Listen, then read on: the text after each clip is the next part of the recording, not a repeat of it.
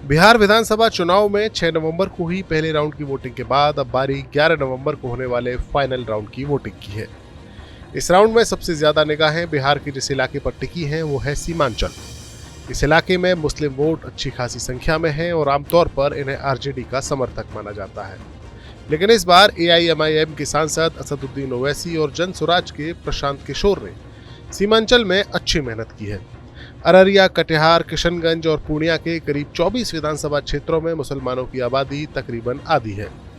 यहाँ का हर वोट सोने का होता है। महागठबंधन यानी आरजेडी, कांग्रेस और वामपंथियों ने 2020 में यहाँ 15 सीटें जीती थी, लेकिन इस बार एआईएमआईएम के ओवैसी और प्रशांत किशोर की जन स्वराज पार्टी ने वोटों को काफी ज्यादा चीरफाड़ कर दिया है। जन स्वराज पार्टी ने वोटों को लेकर काफी कश्मकश पैदा कर दी है। जानकार कहते हैं कि अगर मुस्लिम वोट बटा तो एनडीए को फायदा होगा। सीमांचल की 8 से 12 सीटें बदल सकती हैं, जो पूरे बिहार के खेल को पलट सकती है। आर्थिक पिछड़ापन, बाढ़ और बेरोजगारी यहाँ के सवाल है, लेकिन सियासत वोट बैंक की जंग बन गई है।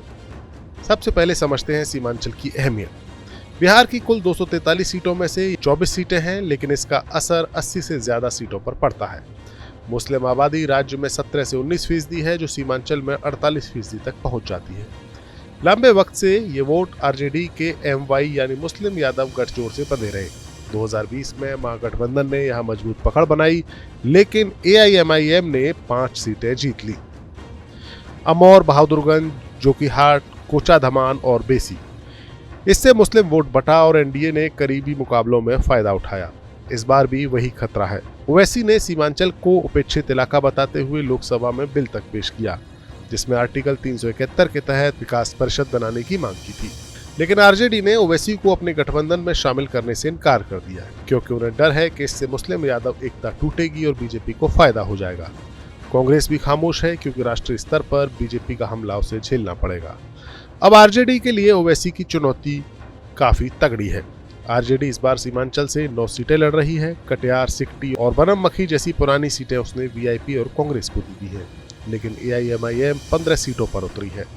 ओवैसी पूर्णिया और भागलपुर में रैलियां कर रहे हैं। ओवैसी की लगभग हर रैली में निशाने पर आरजेडी लीडर और विपक्ष के सीएम फेस तेजस्वी यादव जरूर रहते हैं।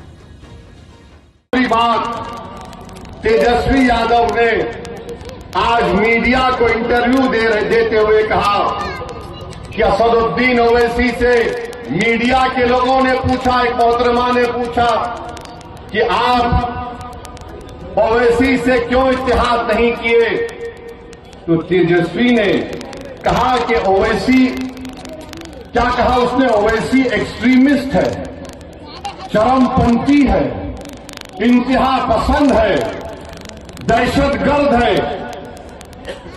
आप बताइए हमको। हम तेजस्वी को बोलेंगे, बाबू एक्सट्रीमिस्ट को तुम जरा अंग्रेजी में लिख के बता दो।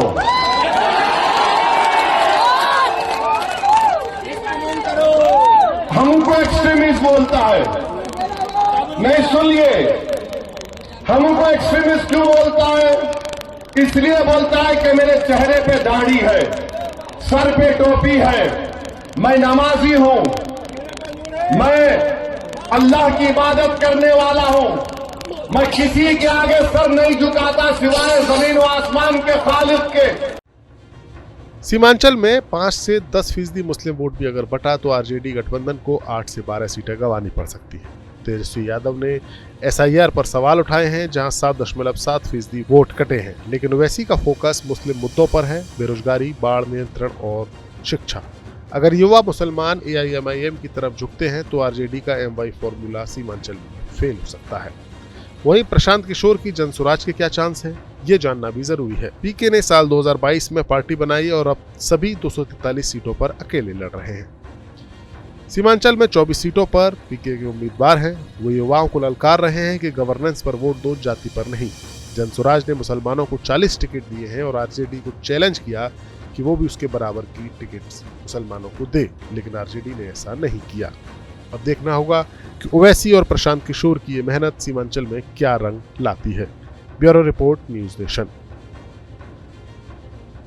जहाँ भक्ति है हर शब्द में, कथाओं में छुपे हैं दिव्य रहस्य और ज्योतिष देता है जीवन को दिशा। धर्म से जुड़ी हर बातों को जानने के लिए हमारे चैनल स्तुति को सब्सक्राइब करें।